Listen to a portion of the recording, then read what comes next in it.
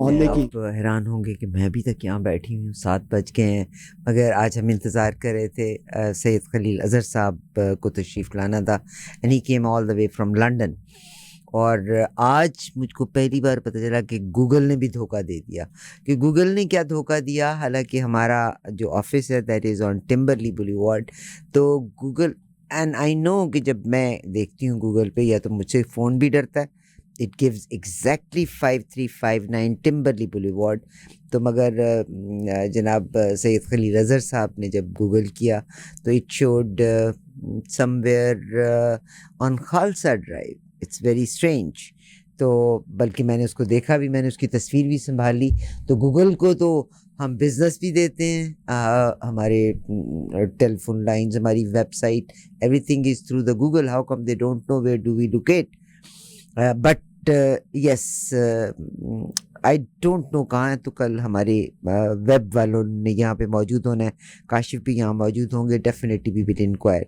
मगर साहब, ज़िंदगी में मैं ज़ाती तौर पे इस चीज़ की कायल हूँ कि किसी इंसान ने जो टाइम निकाला, ये चाहे किसी को टेलीफोन करके टाइम हो या आपके घर में आना, इसका हम कभी भी कर्ज चुका नहीं सकते। मतलब के साथ आना is a different ball game, मगर फॉर द कर्टसी से किसी को मिलना बहुत बड़ी बात है।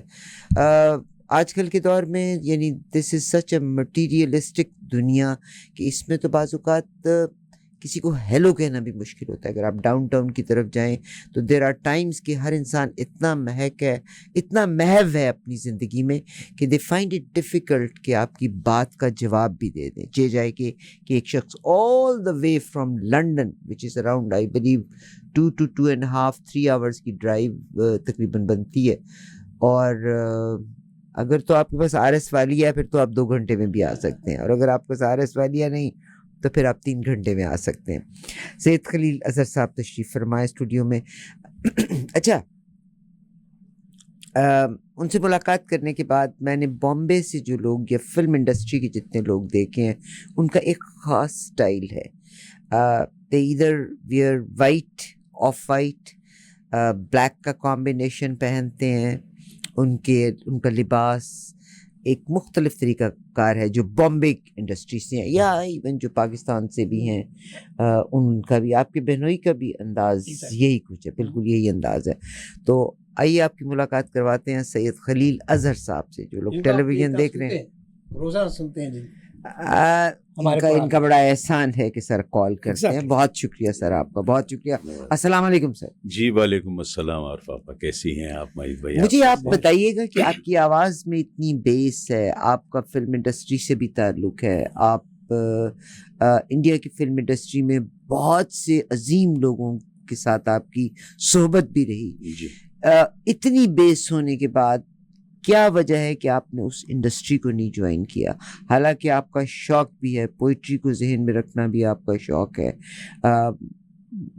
रदीफ और काफिये के साथ आप चीज़ों को याद भी रखते हैं। जी जी। तो हाउ कम कि आपने उस फील्ड को ना ज्वाइन किया? मैं उस फील्ड में शुरू में चले गया था ऑलमोस्ट, लेकिन ऑल ऑफ ए सडन देखिए, आप मुक़द्दर समझिए, तकदीर समझिए, तकदीर के कलम से कोई बच ना पाएगा, पेशानी पे जो लिखा है वही पेश आएगा। तो वाक़या ये हुआ कि उस ज़माने में दूरदर्शन पे टीवी सीरियल बना करती थी। ये पाकिस्तान की टीवी सीरियल्स को देख के उन्होंने शुरू किया था कि ये हमारे पास भी इस तरह का हो। ये आपको बता रहा हूँ 1982-83 का पीरियड की बात बता रहा हूँ। तो जब ये शुरू हुआ था शो, उनका संवाद प्रोडक्शन बनाते थे, राकेश चौधरी उनका नाम था, और बनते बिगड़ते ये जो है ज़िंदगी थोड़ी मीठी थोड़ी खट्टी बोल के थी। उसमें शफ़ी इनामदार थे और स्वरूप संपत थी, जो परेश रावल की वाइफ हैं। अब ये मज़ाहिया बिल्कुल सीरी, ये दरअसल 50-50 या ये समझिए बालिगुल, अपने जो वो था पाकिस्तान का सीरियल था, देखिए तालिबुल बालिगान वगैरह, उस तालीम बालगा, हाँ, ये उस टाइप का था, ताकि इसमें पुराने लोगों को लाओ और उमर रसीदाओं से गुफ्तगू करो ताकि उनकी हिंदी अच्छी हो, उनकी उर्दू अच्छी हो या अंग्रेज़ी अच्छी हो, किसी भी ज़बान। तो इस टाइप की चीज़ वो बनाए थे। उसमें एक सीरियल में मैं एपिसोड में काम भी किया। अच्छा, फिर बनते बिगड़ते जो थी उसमें काम किया, जिसमें मुश्ताक भी थे। मुश्ताक बाद में बहुत अच्छे एक्टर बने। टेलीविजन सीरीज टीवी सीरीज थी, वो एक ही एपिसोड हुआ। उसके बाद फिर मैं बॉम्बे आ गया। ग्रेजुएशन कंप्लीट होने के बाद मेरे खालू थे वहाँ पे, मेट्रोपॉलिटन मजिस्ट्रेट थे वो, इनकम टैक्स के भी थे, और उनकी फिल्म इंडस्ट्री में हर एक से मुलाकात थी। और उनकी बहन की शादी मजू सुल्तानपुरी, उनकी वाइफ, तो आप समझ जाइए कितने करीबी रवाबित हैं, आना जाना घर में। अब उस ज़माने में जब मैं तातीलात होते थे गर्मा के, तो मैं खाला के साथ, वालदा के साथ कभी बॉम्बे जाता था घूमने के लिए, ताकि भाई इनका टाइम वगैरह हो। तो हम जब फिरते थे तो शूटिंग देखना या फिल्मों वालों से मिलना, या ऐसा था, घर की बात थी बिल्कुल। मेरे पास कभी रंधावा आ रहे हैं, तारा सिंह के छोटे भाई थे, जिनकी वाइफ थे मलिका आपा बोल के, मुमताज़ की सगी बहन। तो ये बचपने से देखा है इन लोगों को मैं।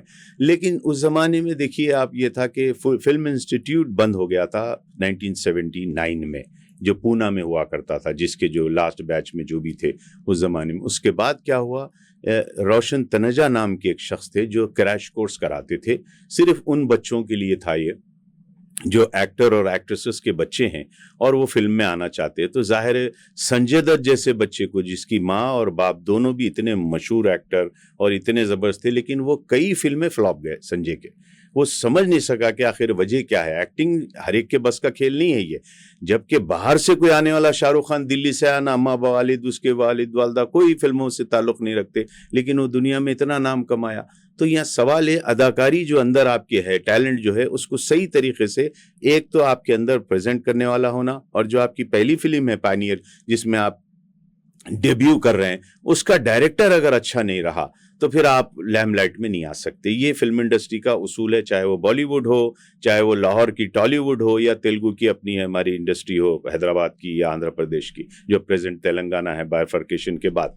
तो मैं ये महसूस करा जब उस जमाने में बॉम्बे में था, तो ये महेश भट्ट साहब एक फिल्म बना रहे थे, उनका नाम था अर्जुन, और उसमें ज़रूरत थी सनी देओल के 4-5 दोस्त होते, बिल्कुल वाह वाली किस्म के, इधर भाग, वो रातों में गड़बड़ वगैरह, वही सेम पुरानी जीन्स और गिटार, ये मेरे महल्ले के 4 यार, इस टाइप का उसमें रोल था। लेकिन वो एक सनी के, पुरानी जीन्स तो पाकिस्तान का गाना जी है। पाकिस्तान का गाना है। तो उस टाइप का बताए थे कि किस तरह से लौबाली बच्चेबाज घर से भागे हुए रहते, या इनकी अपनी एक टोली बना लेते, और इस तरह से उसमें अर्जुन फिल्म में था। तो सनी के दोस्तों में एक रोल मेरा भी था। वो गए और जाके मुलाकात हुई, महेश भट्ट साहब बोले ठीक है, आपका ताल्लुक कहाँ से है, किधर से, ज़रा थोड़ा सा तारुफ कराइए बोले। तो मैं जब डिटेल उनको बोलने लगा, तो मेरे साथ एक साहब जो मुझे ले गए थे, ये शशि कपूर वगैरह की डेटिंग करते थे पहले, उनके सेक्रेटरी रह चुके थे, शशि के भी और रणधीर के।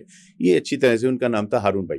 तो हारून भाई ये बोले कि आपको मैं पूरा तारुफ नहीं कराया, वो कलवल कराता हूँ, पहले सीन तो बताइए क्या है। तो सीन ये है कि एक खुली है, यहाँ से सारे बच्चे आते, और ये गाने का सीन है, इस पे सनी आएंगे मोटरसाइकिल कार पे, ये सीन है। और वो सारे जितने भी दोस्त हैं उनकी, उन्होंने वो सारी चीज़ें लिए, फोटोग्राफ, और उसके स्क्रीन टेस्ट तो पहले हो गया था, मैं बता भी दिया था ये मैं कराऊं, तो खुश हो गए वो। उसके बाद बोले शूटिंग जो मेन है वो आपकी कल नहीं परसों शुरू होगी, ठीक है ना। हाँ, और शाम में ये साहब हारून भाई जब मुलाकात करे सनी, इनसे पूछे कि हाँ भाई तुम बता रहे नहीं थे कि लड़का यहाँ कहाँ रहता है वगैरह, उसके बारे में बताओ कुछ डिटेल। तो उनके मुंह से निकल गया ये बुखारी साहब के भांजे हैं। बोले किसके, पूछे महेश भट्ट। तो बोले बुखारी साहब। बोले यार तुम कैसी बात कर रहे हो, वो इंतहाई मजहबी आदमी है वो, मैं नहीं चाहता उनके किसी बच्चे को खानदान के लेना, क्योंकि मेरा दिल्ली बड़ा आना जाना रहता, ये मुझसे पूछेंगे करेंगे, बहुत ऑर्थोडॉक्स लोग हैं वो। बोले अब इनके जहन में आया पता नहीं मैं इनको लूं या नहीं लूं, इसी शशोपंज में थे। मैं जब स्टूडियो पहुंचा तो उन्होंने बोले नहीं आज नहीं है आपकी डबिंग वगैरह, पहले डबिंग कर लेते थे बाद में सीन था। तो बोले नहीं आज डबिंग नहीं है। मैं बोला पेपर रेडी है, मैं सब तैयार करके याद करके आया हूँ, मेरा ले लें आप सेट, जो भी जो चाहते रिकॉर्ड कर लें। तो बोले नहीं आज नहीं, महेश साहब का फ़ोन आया था आपसे मिलना चाहते, शाम में आप जो है माँ काली जगह है जहाँ रेस्को से, वहाँ आ जाइए रोड पे, पेडर रोड पे। मैंने कहा ठीक है। उनका शायद मिलने की जगह थी, वहाँ मैं पहुँचा। तो उन्होंने कहा जी मैं आपको नहीं ले सकता, क्योंकि आपके ख़ानदानी टर्म जो है वो इन लोगों से है, इंतहाई मजहबी, लिहाजा मैं मज़ीद इससे में कुछ नहीं चाहता, क्योंकि इससे पहले मैं एक बच्चे को लिया था, मैं ट्रबल में आ गया था। बोले मैंने कहा ठीक है, मगर ये मेरा शौक़ है। अच्छा फिर मैं ये भी कन्विंस करना चाहा अपने लिए, क्योंकि टैलेंट तो जरासीम तो अंदर है ना मेरे, मैं तो चाहूँगा कि आऊँ कुछ भी करके। मैंने कहा उनको पता भी नहीं चलेगा। तो बोले जनाब आप कैसी बातें कर रहे हैं, बिलिट्स, टाइम्स ऑफ इंडिया, ये जितने भी पेपर्स हैं सारे रोज़ सुबह में उनके टेबल पे होते हैं। उसमें एक पर्चा स्क्रीन नाम का आता है, उसमें नए लड़कों की सारे तस्वीरें आते हैं, लड़के लड़कियों की, और ऐसा हो ही नहीं सकता कि मेरी कास्टिंग का उसमें जिक्र ना हो। लिहाजा मैं पूरी सीन मुझे फिर से करना पड़ेगा, मुझे आप माफ कर दीजिए। इस तरह से मेरा वो चलेगा। जब तक वो जिंदा थे फिर मैं कोशिश भी नहीं करा इसमें, मगर वो टैलेंट अपने अंदर रह गए, वो शेर व शायरी का और उन बातों को याद रखना और फिल्मों को वगैरह। और आज भी जितना भी मेरा मुताला था उस ज़माने, बचपन से मैं सब्सक्राइबर हूँ स्टार एंड स्टाइल का, शमा का, और स्क्रीन ब्लिट्स आती थी उसका। मेरे पास अभी भी मैं समझता हूँ कोई 3 या 4 हज़ार कापियाँ होंगी घर में अभी तक रखे हुए। मेरे पुराने चीज़ों को मैं हमेशा रखता हूँ। मेरे पास दादा के पास की दी हुई एक विलीज भी है, जीप फोर्ड उस ज़माने की 47 की, जो अब मिलती नहीं, नापायद है दुनिया में। मैं तो नहीं समझता हर एक के पास होंगी, वो कोई ख़ानदानी है, रख रखावा उनके पास है, क्योंकि उसके पार्ट्स नहीं मिलते, रिस्टोर करना, कई चीज़ें ऐसे हैं। और इस तरह करके मैं उनसे पीछे हो गया बस। फिर मुझसे जब मुलाकात हुई, ख्वाहिश नहीं हुई आवाज का आप वॉइस ओवर से लिए, क्योंकि बहुत से लोग जिनकी आवाज में इतनी डेप्थ होती है जी जी और माशाल्लाह फोटोजेनिक मेमोरी भी आपकी है, जी, तो आपने कोई वॉइस ओवर भी नहीं करना चाहे? You could have given the good voice over. नहीं, मैं इस तरह के ऐसे कुछ अपॉर्चुनिटीज उसमें आए नहीं, मैं करा नहीं। आई अलबत्ता नो कोशिश- वन सिंगर इस वक्त पाकिस्तान से हैं, जी। बल्कि उनके चचा के हमारे साथ ताल्लुकात भी हैं, हसन भाई। जी और उसकी आवाज में यही बेस थी, तो वो क्या करते थे, पोएम्स, जी गजलें उनको करते रहे। अब उन्होंने गाना भी गाना शुरू कर दिया, बल्कि उनकी उन गजलों को सुनने के बाद जो जावेद अख्तर हैं, जी जी उन्होंने उनसे कांटेक्ट किया। I looked at the message as well कि भाई तुम जो कोई भी हो मुझसे राब्ता करो, मुझे ये वॉइस ओवर चाहिए। तो आपका जो ये जो बेस थी, आपने वॉइस ओवर के लिए भी नहीं यूज करना चाहिए, या आपने वो दरवाजा ही नहीं खोला? नहीं, वो दरवाजा ही नहीं खोला रेडियो वगैरह का। अलबत्ता कनाडा का दुबई जब गया, नहीं इंडिया से दुबई चले गया था। दुबई जब गया तो उमल कोइन रेडियो स्टेशन था, उसमें 90 की बात है, उस वक्त में काम करता था, नजमा सुल्ताना नाम था। तो उसमें शेर व नगमा करके एक प्रोग्राम होता था, आधे घंटे का शो था उसमें, यानी जो शेर पे उस पे हिसाब का गाना। तो वो मैं तकरीबन करते रहा, कोई ऑलमोस्ट 4 मंथ्स करा। उसके बाद फिर मैं उमल कोइन से मेन प्रॉपर दुबई आ गया, डिस्टेंस काफ़ी था, आना जाना मुश्किल था, फिर वो मेरा छोड़ दिया। कनाडा कब तशरीफ लाए? 2003 में आया।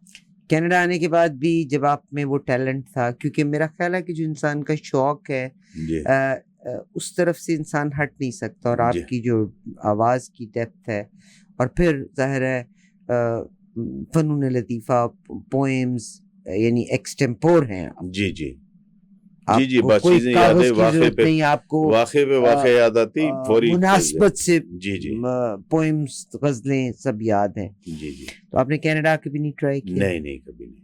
क्यों नहीं किया? बस ऐसे मौके नहीं मिले।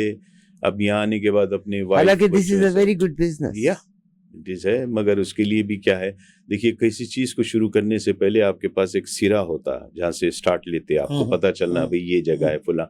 उस तरह की रही नहीं बातचीत, फिर दूसरे और चीजों में मसरूफियात रहे, जिंदगी के अपने मामलों में इस तरह उलझ जाता आदमी कि अपने पास चीजें वो कायम रहते, वो को कभी नहीं जा सकते। आपके आवाज है, अंदाज है, ये कभी नहीं जा सकते। जैसा इकबाल फरमाते हैं कि सौदागिरी नहीं, ये इबादत खुदा की है।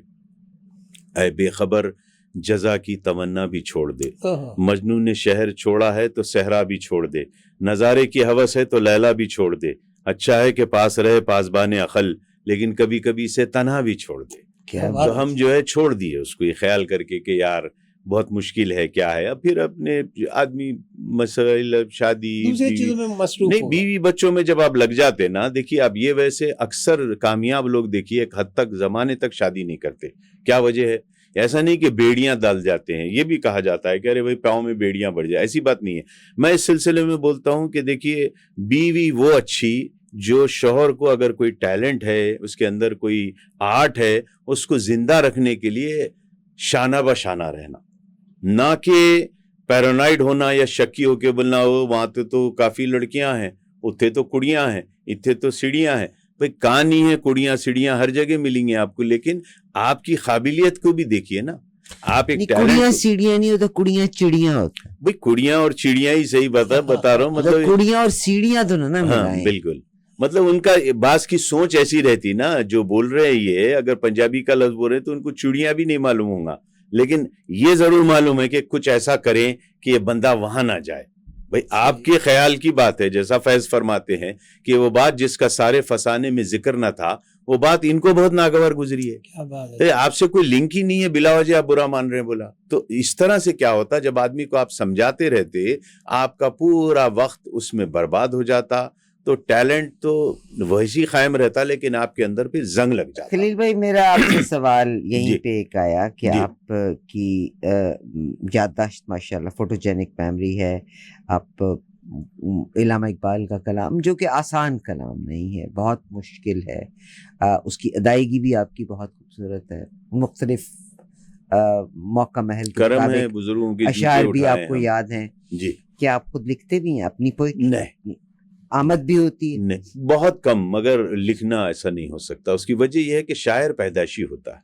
ये मेरी अपनी तहकीक है, काफ़ी पढ़ने के बाद, कई किताबों का मुताला करने के बाद, तसव्वुफ की मेरी ये तहकीक है कि नबी पैदाशी होते हैं, वली कामिल पैदाशी होते हैं, शायर पैदाशी होते हैं, और चौथा शख्स है सिंगर, गायकार भी पैदाशी होता।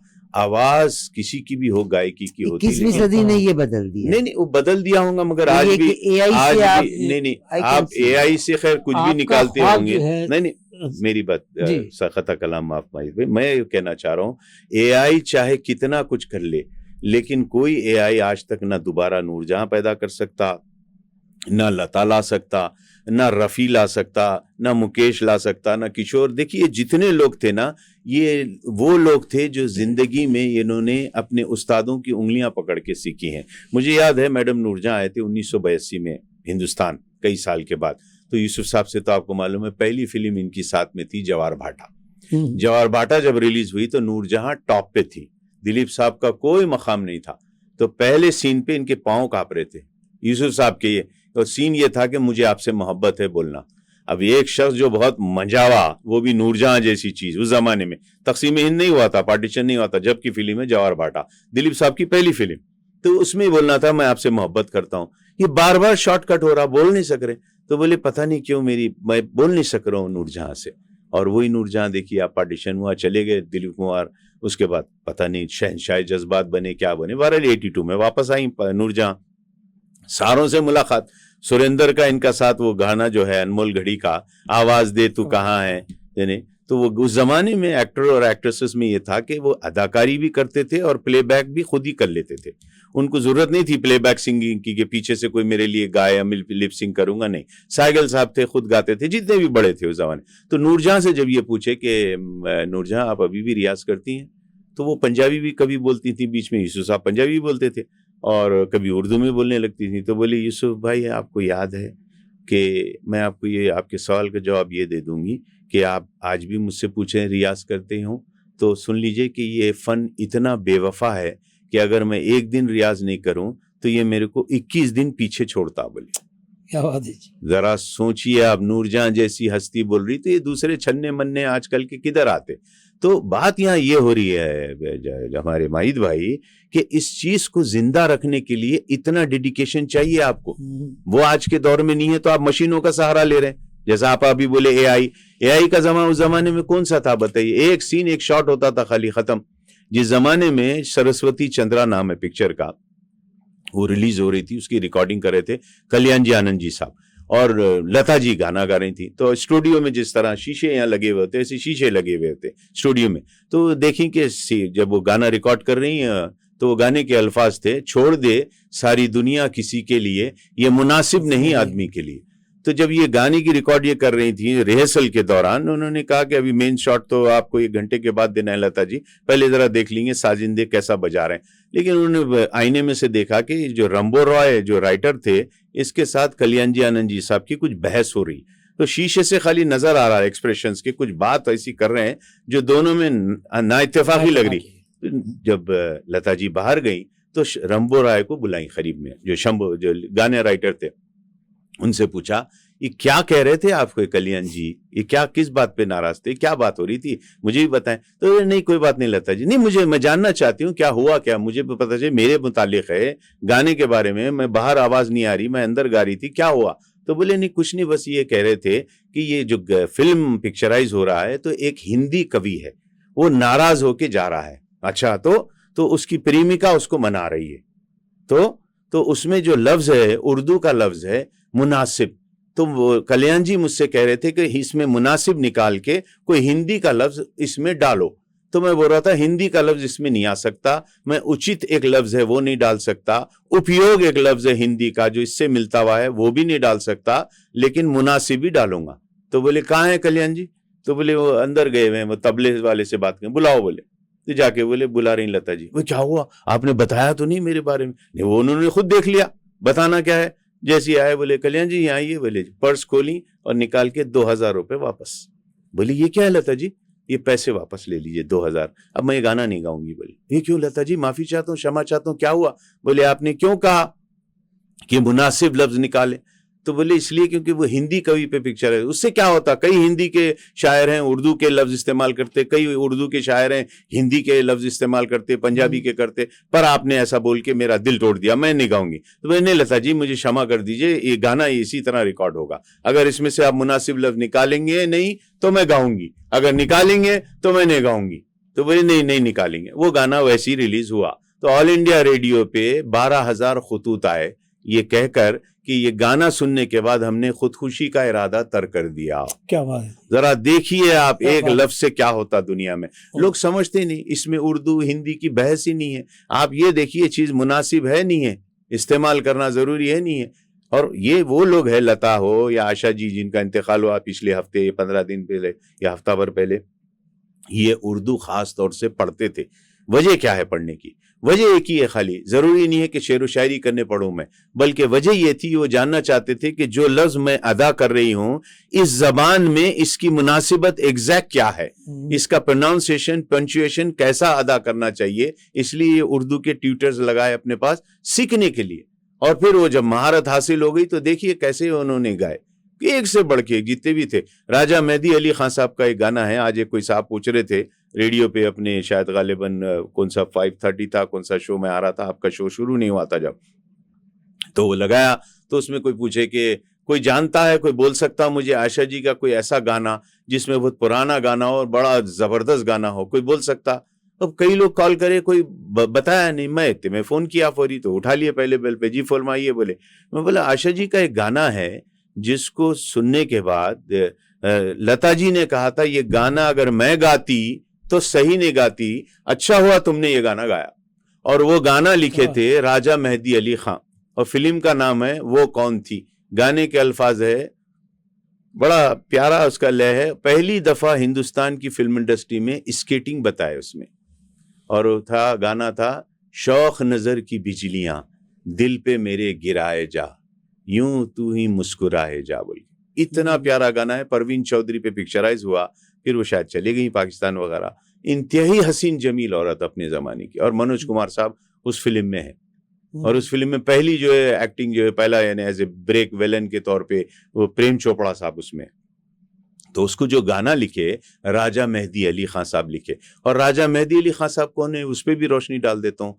ये मौलाना आपके जो जमींदार निकालते थे पाकिस्तान के, मशहूर शख्सियत है मौलाना जफर अली खान। मौलाना जफर अली खान के सगे भांजे जो 8 साल की उम्र में इकबाल की गोद में बैठ जाया करते थे, सहीवाल के रहने वाले। इतने जबरदस्त गाने दिए कि मैं क्या बोलूं आपको, जिनके इंतकाल पे लता मंगेशकर ज़ारो खतार रोई थी। ये वो शख्सियत थी राजा मेहदी अली खान की। झुमका गिरा रे बरेली के बाजार में, ये उन्हीं का गाना है। नैनों में बदरा जाने, समझे, मेरे साया का गाना, ये जितने भी एक से बढ़ के गाने उन्हीं के हैं, समझे। तो मैं क्या पूछूं, अगर मुझसे मोहब्बत है तो मुझे सब अपने गम दे दो, ये भी राजा मेहदी अली खान साहब का लिखा हुआ है। एक से बढ़ के गाने। तो ये उर्दू उसकी वजह से इतने लोग नाम कमाए, ये लोग आज भी लोग जानते हैं, पहचानते हैं, इज्जत करते हैं। दुनिया में जितने भी आप देख लीजिए, बेकस पे करम कीजिए, सरकारे मदीना, मुगल आजम की नात है वो। किस तरह से लता जी, आपको मालूम है, गाने से पहले उन्होंने बोले कि मैं जरा हाथ मुंह धो के आऊं। तो बोले क्यों लता जी आप ऐसा कह रही हैं? तो बोले नहीं, मैं हर गाने के लिए नहीं बोलती, इस गाने के लिए जरूर बोलती हूँ। और लता जी जब भी आती थी स्टूडियो में तो नंगे पांव चप्पल उतार देती थी बाहर। यानी जो लोग अपने काम को अपना मजहब समझें, रिलीजियसली फॉलो करें, उसमें कैसी आपके नफीसपन नहीं आएगा। माजिद भाई बताया। बहुत शुक्रिया सैयद खलील अजहर आपका भी साहब आज शुक्रिया हमारे आपा, स्टूडियो में मौजूद हैं. आपका भी शुक्रिया आपा. वो listener, I believe Aamir will play this song again, this program clip again, it will go on the YouTube as well. आप अपनी राय ज़रूर दीजिएगा, मगर मैं ये कहती हूँ कि अगर आप के पास नॉलेज भी है, आपकी आवाज़ भी उसमें बेस भी है, तो रेडियो किसी चीज की कमी टेलीविजन नहीं इट्स है ग्रेट. हाँ, किसी चीज़ की मोहब्बत आप सबकी, कमी नहीं है, मोहब्बत आपकी. तो everybody must join. And let me tell you one thing, this business, इसमें स्कोप बहुत है, कोई शक नहीं इसमें. तो बहरहाल आपका बहुत शुक्रिया. मैं क्विकली एक दो स्पॉन्सर्स का जिक्र कर लूँ, Please. क्योंकि हम 30 मिनट्स विदाउट एनी स्पॉन्सर गए हैं, प्लीज. तो मगर ज़ाहिर है ये दीज आर द स्पॉन्सर जो इस काबिल करते हैं. हम सबसे पहले नोबल फ्रेश फूड के बारे में जिक्र करेंगे. Noble fresh Food they have 2 locations at the moment, तीसरी लोकेशन कमिंग सून. अभी इसकी एग्जैक्ट डेट हमें नहीं मिली. By the end of this April तो ऑलमोस्ट गुजर गया, और मई के फर्स्ट वीक में इंशाल्लाह ये आने का है. ज़ाहिर है मदर्स डे का इवेंट भी है, तो उन्हीं दिनों में ये शुरू हो जाएगा. तो नोबल फ्रेश फूड, आम बहुत अच्छे आए हुए हैं, पाकिस्तानी आम आए हुए हैं यहाँ पे. तो मेरी आपसे रिक्वेस्ट है कि आप ज़रूर जाइएगा, और ये बात की भी मैं आपको गारंटी देती हूँ कि you will save a lot. Commitment, it's not कि commercial for the sake of commercial. Noble fresh Food, इनकी एक लोकेशन 20 ग्लिंगम ड्राइव है. ये बनता है होरेंटेरियो और होरेंटेरियो एंड बवेड का इंटरसेक्शन है, वो जहाँ पासपोर्ट का ऑफिस है. सेकंड लोकेशन जो इस वक्त एक्टिव है, फ़ाल है, that is on airport and sandalwood के इंटरसेक्शन पे. बहुत अच्छे पाकिस्तान के मीठे आम भी आए हुए हैं, ड्राई फ्रूट्स में बड़ी वैरायटी है, तो आपने जाना होगा नोबल फ्रेश फूड पे. थर्ड लोकेशन की ग्रैंड ओपनिंग एक्सपेक्टेड है, इंशाल्लाह विल लेट यू नो. और मैं आपसे रिक्वेस्ट करती हूँ कि आप 1 हफ्ता 10 दिन पहले ग्रोसरीज रोक लीजिएगा, because I guarantee that you will save a lot. Noble fresh food, ज़ाहिर है ताहिर मियाँ साहब इसको रन करते हैं, और ताहिर मियाँ किसी भी तारीफ़ के मोहताज नहीं. Since I came to Canada मैंने इनके पास ग्रोसरी की है. He is wonderful. हमारे अगले जो इस आवर के स्पॉन्सर हैं, दैट इज़ बीवर टेलीकम्युनिकेशन की बात करी. बहुत से लोग हज करने के लिए जाना चाहते हैं, बीवर टेलीकम्युनिकेशन का ये पैकेज लेके जाइएगा. अगेन बहुत से लोग सोचेंगे this is advertisement for the sake of advertisement. मैं अपने हर स्पॉन्सर से कहती हूँ कि आप लोग कॉल मिस कर सकते हैं, कॉल ना लेंगे, मगर हम कोई फॉल्स प्रॉमिस नहीं करना चाहते once we are on the mic and on the camera. तो आपसे रिक्वेस्ट है कि अगर आप इंटरनेशनली ट्रैवल कर रहे हैं, ट्रिप पे जा रहे हैं, पाकिस्तान, सऊदी अरेबिया, तो आप इनसे इंटरनेट की डील लेके जाइए. दिस इज़ ई सिम्स हैं. You don't have to wait कि आपके घर कोई सिम आएगी. इलेक्ट्रॉनिक सिम, आपने फ़ोन को स्कैन करना और आपको फ़ोन में ये इंटरनेट आ जाएगा, and they guide you every step के ऊपर. 4162439836 ये बीवर टेलीकम्युनिकेशन का नंबर है. एक और नंबर था जो हमारा एक रेस्टोरेंट आज उन्होंने हमें ज्वाइन किया है, and that is 11 Taunton road के ऊपर है. अभी मुझे उनका पूरी तरह एड्रेस है. शेख रशीद साहब, वंडरफुल वंडरफुल.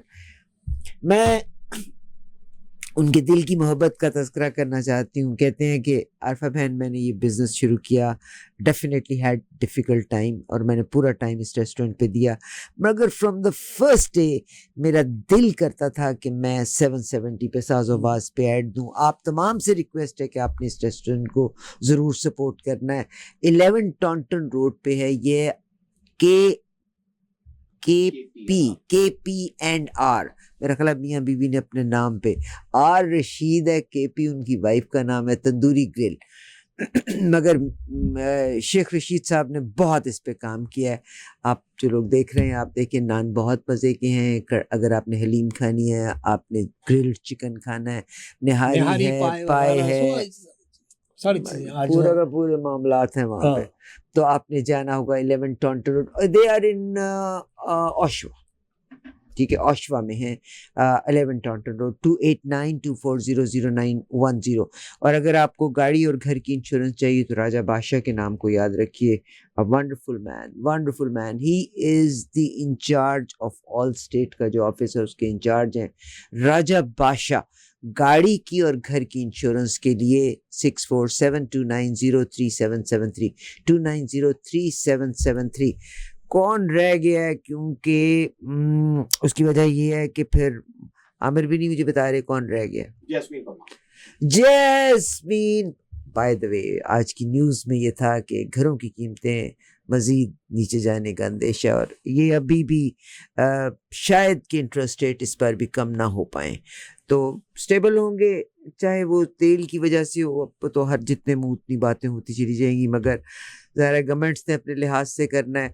अगर इंटरेस्ट रेट नहीं गिरते तो फिर आप समझ लीजिएगा कि अभी भी still we will stay in the same. मैंने किसी को घर दिखा रही थी, इस दफ़ा मैंने बहुत सारे घरों को पावर ऑफ सेल पे देखा है। पावर ऑफ सेल, इतना खूबसूरत घर, सेमी डिटैच घर था, and it was on a power of sale. अगर आपको मॉर्गेज चाहिए तो जैस्मीन परमार कीस्टोन मॉर्गेजेस के साथ हैं। They have their office in Mississauga, they have their office in Brampton. Jasmine Parmar 647-923-5659 9235659 9235659। अब तो 7:30 हो गए हैं, तो बंद हो गया हमारा। सॉरी आमिर, मैंने वो शुरू कर लिया। मेगा मनी एक्सचेंज 7 बजे तक होते हैं। रकम पाकिस्तान भेजने के लिए काबिल एतमाद नाम शबाहत एंड मिसेस शबाहत होते हैं। 9052794754 उनका नंबर है। आपको गाना गाना आता है? नहीं, गाना नहीं आता कोई। मैं मान ही नहीं सकता सर, नहीं इतना आपके मतलब पास टैलेंट है। नहीं देखिए, गाने की आवाज नहीं है मेरी, अनाउंसर की आवाज है, बेस के साथ है गाने ना, की- मगर गाने- यू कैन सिंग। गाना गा लेता हूँ, समझे आप। चलिए। मैं एक मुकेश साहब का गाता हूँ। चंदन सा बदन चंचल चितवन, धीरे से तेरा ये मुस्काना। चंदन सा बदन चंचल चितवन, धीरे से तेरा ये मुस्काना। मुझे दोष न देना जग वालों, मुझे दोष न देना जग वालों, हो जाऊं अगर मैं दीवाना। क्या बात है। क्या चंदन खूबसूरत सा आवाज। बदन चंचल चितवन, तन भी सुंदर मन भी सुंदर, तो सुंदरता की मूरत है। किसी और को शायद कम होगी, मुझे तेरी बहुत जरूरत है। पहले भी बहुत मैं तरसा हूँ, तू और ना मुझको तरसाना। क्या बहुत बात है जी। खूबसूरत। बहुत और मैं आपको बहुत बताता हूँ, एक स्टेज के ऊपर ना हबीब वली मोहम्मद को आपने सुना है? जी जी जी। आपने टच दिया, हबीब वली मोहम्मद का भी टच दिया। बहुत बड़े लोग आपा। बहुत हबीब खूबसूरत वली आवाज मोहम्मद है। के नाखून बराबर नहीं हूं मैं। No no no. बहुत बड़ा आदमी है हबीब वली उनकी- मोहम्मद। एक जमाने में मुकेश के क्लासमेट थे ये। या तो मुकेश जिस जमाने में फिल्म इंडस्ट्री, इनका पूरा नाम मुकेश साहब का मुकेश माथुर है। तो ये जब बैठे रहते थे तो कैंटीन वगैरह में, तो मुकेश से लोग पूछते थे, तुम्हारे दोस्त तान सिंह नहीं आए? हाँ। वो तान सिंह कौन यार? वो तुम्हारा दोस्त जो तुम बजाते हो तो गाते हैं। अरे वो हबीब वली। बोले हाँ। तो ये आलम था उनका, जरा सोचिए आप। बहुत बड़ी चीज। बहुत तो जबरदस्त। ये बड़े लोग थे, इनके तस्करे, इनका जिक्र, ये बड़े, यानी आप सोचिए लो प्रोफाइल रहते थे, इनको बिल्कुल पसंद नहीं था। आप देखिए मुकेश साहब के साहबजादे आ रहे हैं गालिबन यहाँ चंद दिनों बाद, एक हफ्ते के बाद। मुकेश साहब का इंतकाल डिट्रॉइट में हुआ, और मेरी एक फैमिली फ्रेंड है, मम्मी के बहुत ही करीबी दोस्तों में, सुमिता खुराना नाम था। ये इनके साथ थी शो में जब मुकेश साहब का इंतकाल हुआ, हार्ट अटैक हुआ डिट्रॉइट में, तो यही मौजूद थी। उनकी लाश के साथ बम्बई वापस आई। तो सुमिता खुराना सुनाती हैं कि इतने वो थे, वो खाने पीने में तक का अपने एहतियात पसंद, पानी में एहतियात पसंद, क्या यानी मैं बयान नहीं कर सकता। ये लोग इतने डाउन टू अर्थ थे। इनके पास कभी एक्सक्यूज मी, कभी कोई पैसों के लेन देन का, या यार वो मुझे वो स्पॉन्सर क्या बोलेगा, कोई अहमियत नहीं। रफी साहब का भी यही हाल था। एक शो में मनाडे साहब सुनाए थे जब दुबई तशरीफ लाए थे 19, मैं दुबई में भी रहा हूँ 10 साल, डिप्टी मिनिस्टर फाइनेंस इंडस्ट्री का पीआरओ था। तो उस जमाने में हमारी कंपनी जैसनमल करके थी, वो परफ्यूम्स वगैरह में डील करते थे और टेक्सटाइल में। तो उन्होंने कहा कि वो मन्ना डे का शो हो रहा है, कविता कृष्णमूर्ति भी साथ में, रेनेसां होटल में। मैंने कहा ठीक है, सारा इंतजाम कर देंगे। तो उनके सारे वीजे निकालना, रहने का सारा मेरा इंतजाम था। तो मैं मन्ना डे साहब से जब एयरपोर्ट से पिक करा, अकेले बेचारे, इंतहाई जबरदस्त शख्सियत के आदमी, मैं समझता हूँ गायकार में सबसे तवील उम्र उनकी थी, 93 ईयर्स तक मरे, 93 में इंतकाल हुआ उनका, यानी एज ऑफ 93। तो जब गाड़ी में बैठे तो मैं पूछा रफी साहब की कोई बात सुनाए? अरे क्या बात कर रहे हैं आप भाई, रफी साहब जैसा आदमी नहीं देखा मैं। बोला क्या कोई वाकया सुनाइए? तो बोले नैनीताल गए थे हम, कॉलेज के हॉस्टल के बच्चियों को मालूम हो गया कि आज रात में शो है और यहाँ पे रफी साहब और मन्ना डे हैं। अब उस जमाने में फिल्मों में कोई तस्वीरें वगैरह अखबारों में नहीं आती थी, खाली नाम था, रेडियो पे सुनते थे मोहम्मद रफी ये गाए, ये फुला लता गाए, ये गाए। तो बच्चियां पहुंचे, खटका मारे तो रफी साहब अंदर थे। तो जैसे देखे वो की होल से बोले यार मन्ना तू जल्दी उठ, ढेर सारी लड़कियां आए, पता नहीं की चाहिए सी, जल्दी उठ। बोले तो बोले कोई बात नहीं, आप खोल के पूछो क्या चाहिए उनको। अरे नहीं भाई मैं नहीं जाता इनके सामने। बोले इतने में ये खोले दरवाजा, जी बोलिए। वे तो बोले we want autograph from Mohammad Rafi. तो बोले कि वेट ए मिनट, ये अंदर आ गए। तो बोले क्या हुआ, क्या चाह रही? बोले वो कुछ ऑटोग्राफ मांगा। हाँ वो क्या है वो ऑटोग्राफ? बोले वो आपके दस्तखत चाह रही। ओ यार तू लिख दे रफी बोल के। बोले मन्ना डे बोले क्या बात कर रहे रफी साहब, उनमें से कोई अगर देख ली है कोई मैगजीन में कभी तस्वीर आपकी, तो दूसरे बच्चियों को बोलेगी ये रफी नहीं है, ये तो मन्ना डे है। तो सारे मिलके बचे हुए चंदिया पे जो बाल है मेरे वो भी चले जाएंगे, ये लड़कियां नाराज हो जाएंगी। बोले तो इन्हें इतनी सादगी माजिद भाई उनमें, कभी अना तकब्बुर का नाम नहीं इनका बताया। तो ऐसे लोग थे, इसलिए आज भी इनका इतना नाम है। समझे आप सोचे आपके जमाने में, और ये कुछ भी नहीं था। ये जितने भी स्पॉन्सर्स के पैसे देते, ये आजकल जो क्रिकेटर्स को इतने करोड़ों रुपए मिल रहे, क्या मिलते थे? सुनील गावस्कर और कपिल देव का एक ऐड आता था, ये आपको मैं बात बता रहा हूँ 1977 की। तो ये ऐड का नाम था पॉमोलीफ। ये पॉमोलीफ शेव करते बताते थे। फिल्म शुरू हुई तो थिएटर में, उस जमाने में टीवी पे भी नहीं, थिएटर में आता था पॉमोलीफ का। तो सुनील गावस्कर अपनी शेव कर रहे हैं तो उनके कल्ले के ऊपर स्ट्रोक्स मारते हुए था वो, टिक बिल के साथ। तो उस पूरे ऐड के 2000 रुपए मिले थे सुनील गावस्कर को। मेरे पास मैगजीन में पूरा इंटरव्यू है।